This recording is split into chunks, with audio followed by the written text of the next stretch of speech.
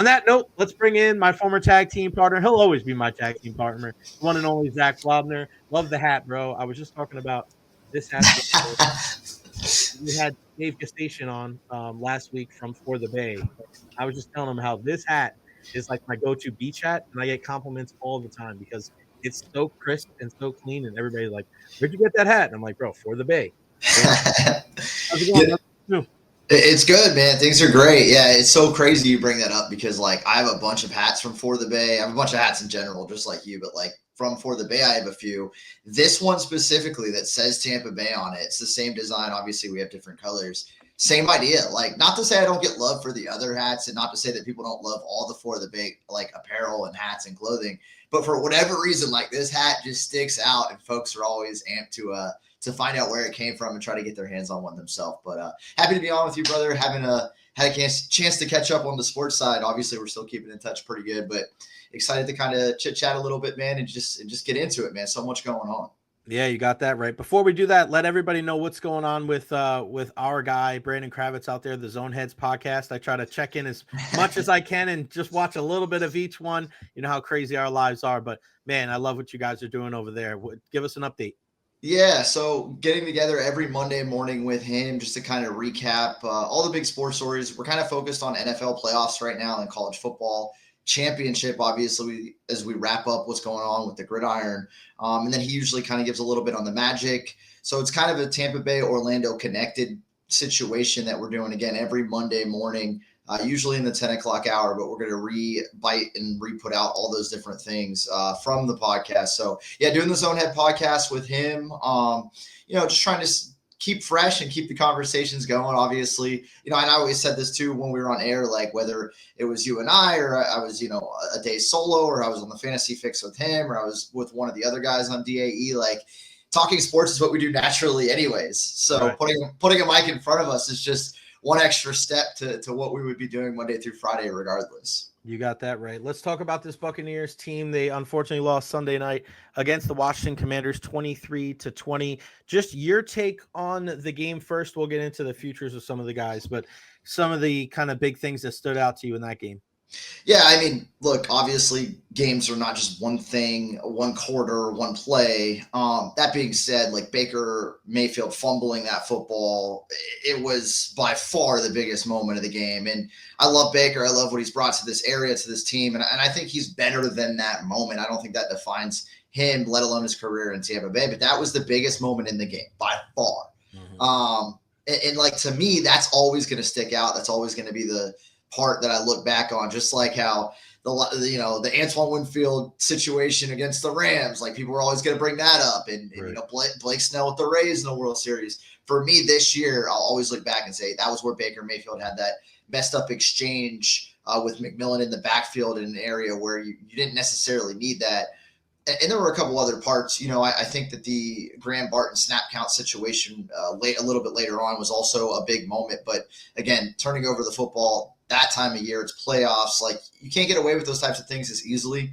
So that thing stuck out to me the most. And then from just like a general watching point of view, I got to give a lot of credit to Cliff Kingsbury. I know we love what Liam Coen's brought to town here from an offensive coordinator position, but Cliff with the Commanders and a rookie quarterback in Jaden Daniels, he walked in, road playoff game against a squad that knows each other and isn't a stranger to the postseason, obviously, with last year, and had a great offensive game plan to the point where guys like Vita Vea couldn't catch their breath, hands on their hips, man. And like, I don't knock Vita or any of those guys. Kalijah, I would say, was probably the best defender for the Bucs all day. But they just couldn't get into a rhythm, and you can't sack and really continually pressure Jaden Daniels if the offense just keeps going and going and going. So got to credit their pace, got to credit the game plan. And then a guy like Jaden Daniels, who, if you remember, Jay, when we talked about it at the beginning of the year, I was like, I'm just thankful the Bucs are getting him in week 1 at the beginning of the year, because this is what I was afraid of if they would have played the Commanders later on. Unfortunately, it was in the postseason, and it was the last game for the Bucs. Yeah, pretty wild how their first game and last game of the season was against Jaden Daniels and the Washington Commanders. The big topic of conversation now is kind of the future of Liam Coen. And I know I saw you talking and chatting up with some of our pals up in Jacksonville as well. What do you think the future holds for Liam Coen with the Buccaneers? Do you think he takes the job in Jacksonville? Are you one of those people that think that if he does get the opportunity to leave, that the Buccaneers should say, no, no, no, stay here. We'll get rid of Todd? I would say that I'm not one of those people because I understand right now how easily we could all look at this situation and be like, why wouldn't you want Liam to stick around and continue to roll through offenses? And I do think it's an offensive league, but I also think there's precedent with the Dirk Cutter situation. So we know that the Bucs and the Glazers are both willing to do that, but also like that situation didn't work out. So if we're using that as the history to look at, yeah, it means the Bucs could do it from an ownership perspective, but that's not a good example of like it being something that was successful. For the Bucs and for the organization. So I think that's something to keep in mind. I also think I look at this team 3 straight years with Todd Bowles at the helm, and a given. He's not perfect. He's not a Hall of Fame coach, but they went from 8 to 9 to 10 wins, and they had 3 different offensive coordinators each year, Jay. So at the absolute least, you have to be able to give Todd Bowles credit for hiring his OC. Clearly, he's good at it. If back-to-back years, the guy becomes a head coach. Mm-hmm. Yeah, I'm with that. I look at him and I wonder, it's kind of unique that he's a guy that when things go wrong, it's like he gets a lot of the blame right off the rip, right? And when things go right, it's like he doesn't even get mentioned. He gets no credit whatsoever, whether it's a hiring of Liam Coen or when the defense plays well. As far as Liam Coen goes, do you think he takes the job in Jacksonville if he gets offered? Absolutely. You know, and you know what's crazy, Jay? Remember 2 years ago, since we just brought up Byron, remember how we talked about Leftwich not taking that job was such a smart move for him? And now he's not coaching anything. He's playing Madden like the rest of us. So I think, again, as we use history as an example, here in Tampa Bay, not to say that I think Liam's going to fall off like Byron did. You and I both know very different dudes, both, you know, in terms of being an OC and a person. But I think if you're Liam Coen, you get an opportunity in Jacksonville specifically. You got a guy like Trevor Lawrence, who's a huge talent. You do have some weapons there. Brian Thomas Jr. breakout season as a rookie. You got some weapons in the backfield. So I think that would be something that he would take if offered. You know, and look, I think whether it's Jacksonville or another team, whether it's this year or next year, cut off the McVay tree, has had success, has done some good things. I just think there's a lot that organizations and ownership groups for these teams are to look at and like about Liam Coen.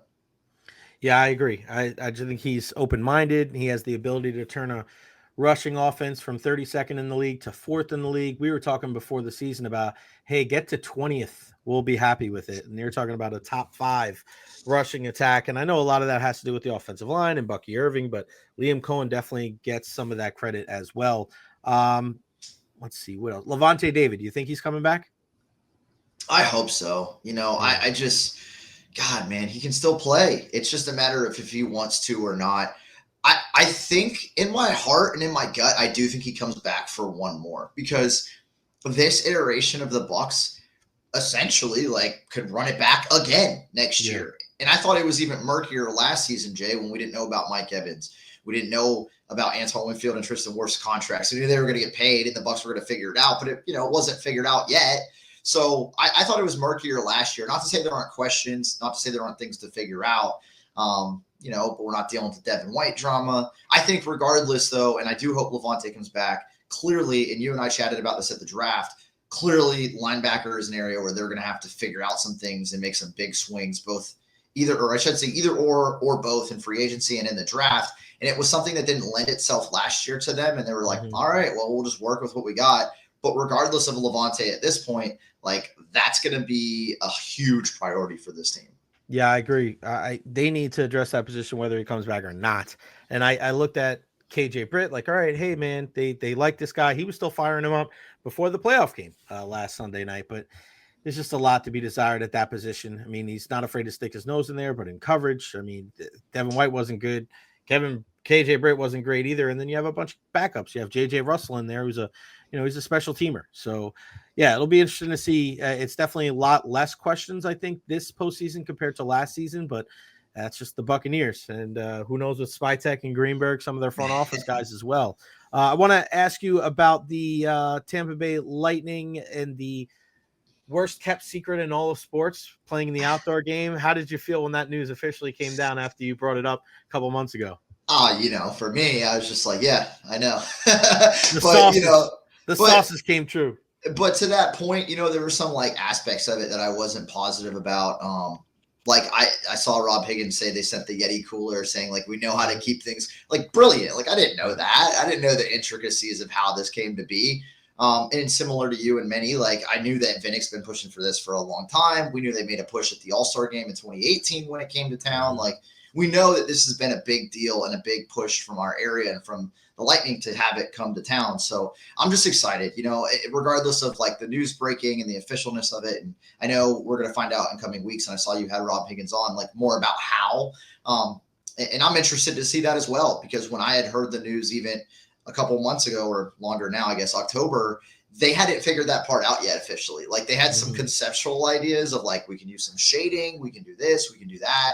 So like even in October, they weren't concrete in how they were going to do it, but they had some like things they felt good about. And I do think, even though I wish the Bolts got it before the Panthers, I like the idea of like collaborating and both teams trying to figure it out and letting them maybe kind of try to get a run at it first. If you can get it working in South Florida, it's feasible to think you can do it in Tampa Bay as well. So I'm excited for it. I'm doing some stuff on the side with the Positive Coaching Alliance. You know them very well. We had an event at Amalie the other night, and I was talking to some of the folks working and behind the scenes. And like everybody I've chatted with, even from any level, is just so excited about the game coming to town. And it's gonna be a lot of fun, man. It's gonna be something unique, and I can't wait. Yeah, and I wonder, after talking to Rob and then hearing you just say that, so the WWE, when they do these outdoor events, they have to put a canopy over. And I know that's something that Rob said, but I'm almost thinking, because we saw at WrestleMania at Raymond James Stadium, there was almost like a canopy, like a roof over the top, just in case there's any kind of rain, and you didn't want any of that condensation to go into the ring. And I wonder if they have something similar to that here in Tampa, and it would probably be the same thing in South Florida as well. Because the big thing with them is going to be the humidity, right? And obviously rain or snow, that could happen anywhere. We've seen outdoor games in the past. I think it was Pittsburgh and Buffalo, maybe, where it was snowing and Sidney Crosby was skating like 4 miles an hour. So that kind of thing happens regardless of wherever you are. But yeah, it's going to be fun. Can't wait. And there's going to be a press conference for those that didn't hear. Another press conference coming out revealing how they're going to make this happen. And the one thing I'll say, I hadn't actually went through this thought process yet while we're chatting about it. In the past, and I think I brought this up when I was talking about Florida, Georgia coming to Tampa before they broke that news. I coupled that with the idea that it's not a great kept secret. The Buccaneers organization wants to do some massive upgrades to Raymond James Stadium. Right. They want a roof. They're not going to get a roof because it's expensive as hell, but they probably can find a way to finagle a similar setup that the Hard Rock has down in Miami with the shading area. Right. That wouldn't solve the problem of having ice and having a game, but I would imagine it would help.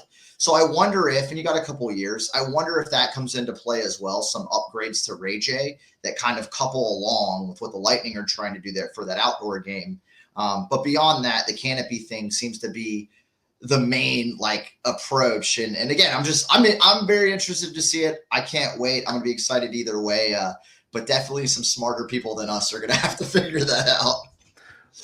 How close of an eye have you been keeping on this Rays Stadium issue and all the back and forth? I mean, it's just so crazy. I've been reading these different things and minutes from county meetings and city council meetings. It's so wild. What is your take on everything we got, whether the Rays will play at the Trop in 2026 and beyond? Yeah, I think Colleen Wright's still crushing it. I saw you had her on as well. Like, just amazing job, and her and the whole staff over there at the Tampa Bay Times. A lot of people all over this.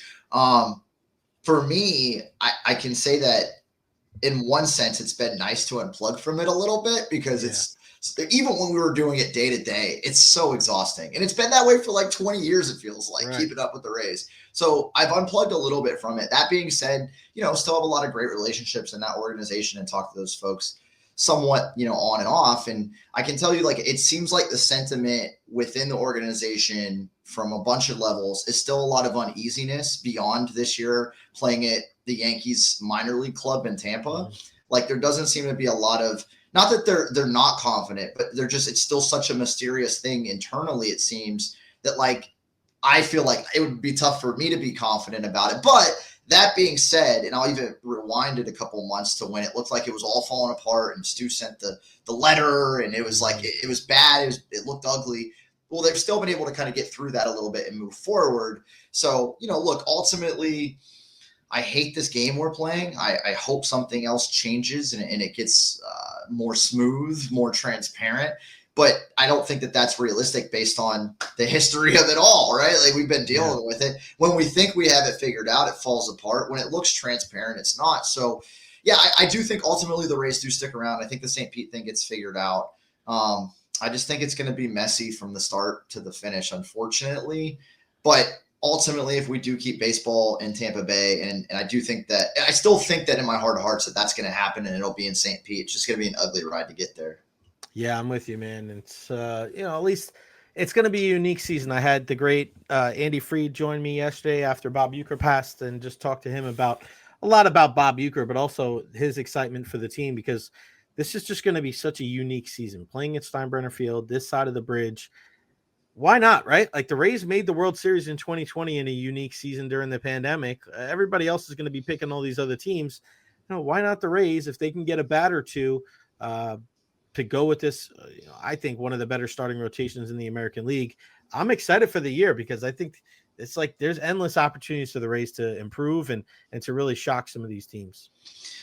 Yeah, I think it'll benefit the Rays to go back to where they're best, which is the team that nobody's really paying attention to, right? Mm-hmm. The last few years, it's been more of like, oh, this is the team that's been in the postseason for 5 straight seasons. This is the team with, a young phenom, with an electric player like a Rosarina, like a lot of pieces and things that maybe people pay attention to the Rays in a way where they weren't just a cute story. They were a legitimate squad on the AL side to watch.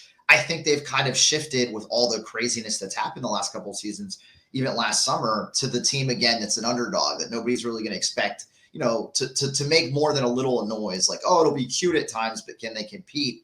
That being said, even though I think that'll benefit them, I don't know if they'll be able to unleash those expectations and overcome them. Because to your point, if they can add a bat or two, I'd be shocked to see them add 1, let alone 2, but they get creative and they figure things out. And although last year it didn't happen that way, I like a lot of the pieces that they got back in a lot of those trades and a lot of the moves. The rotation is going to be sick. So a lot of these games are going to be close, but can they capitalize? Do they have a guy that can step up in the lineup in big moments and take advantage? And based on last year, I would say if you're projecting a guy to be able to do that, it's only a projection. Like Josh Lowe, when is he going to turn into the MVP caliber talent that we think he can be? Yeah, it's you know how I feel about Junior Caminero, brother, but still a young pup. Like, so we'll see if one of those people can turn into the clutch bat. Fingers crossed, because I'd love to see it. It's going to be a lot of fun in Tampa this year.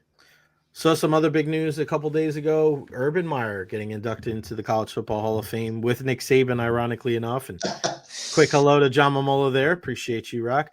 But yeah, I mean, Urban, and I've told you this many, many years, when I first moved, when I moved back here? No, when I first moved here, when Urban was down there at Florida, or up there at Florida, because we're in Tampa, it was just impossible not to root for them. Because obviously my buddy Tag, big Gators fan, but just such an innovative offense. And I still think to this day, nobody has ever deployed 2 quarterbacks better than he did with Chris Leak and Tim Tebow. Like, it was flawless. Like, you knew in short yardage situations, he was going to go in there. He was going to make the plays.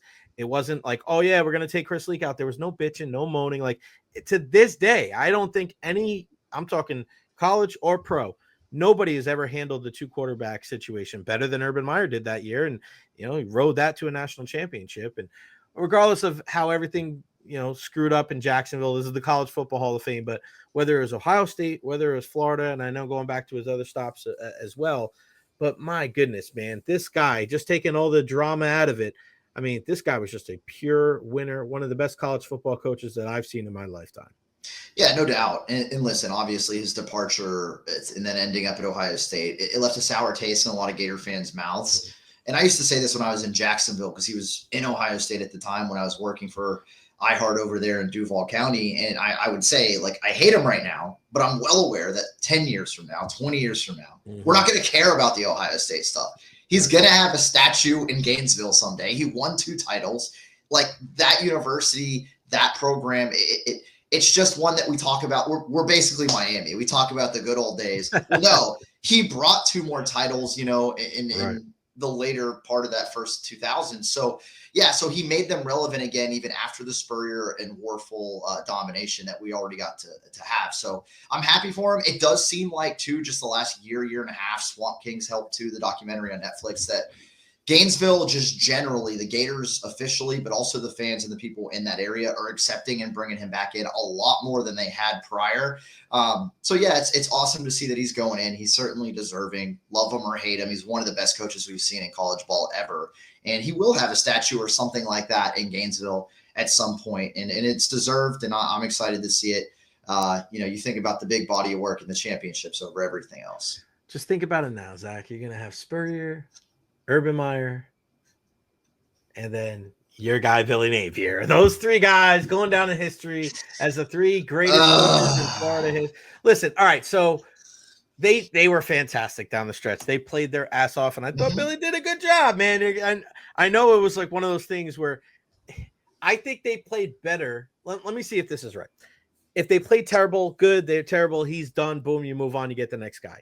If they play moderately better, you're like, all right, it's a tough decision, but maybe they'll keep him. Maybe they played way better. They played way better. And you're like, oh man, there's no way they get rid of him now. And then you look at some of the, the draft class, and it's just my friends, yourself included, their thoughts of the Gators and how they changed 180. I mean, you and I were talking about it. We didn't know if they were going to win another game last season. I was so thoroughly impressed. I watched that entire game against Ole Miss, where it was just like everybody was waiting for Ole Miss and Jackson Dart.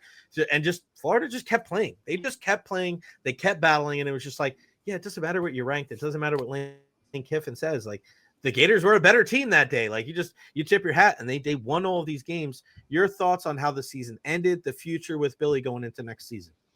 Yeah, it's insane. Like, I've never seen a swing of emotion from like hating a guy to being like, he might be all right, like so quickly.